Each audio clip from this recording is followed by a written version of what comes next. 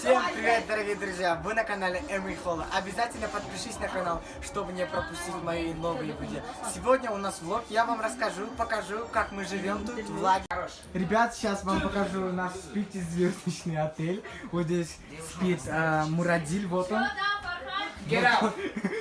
Спит в пятизвездочном отеле. Вот Аманке, Бой. А вот это Фархат, который всегда курит и флиртует девушек. Я не курю и не флиртую. Нет, на это такси. Смотрите, вам тоже потягон. Ребят, просто на смотрите,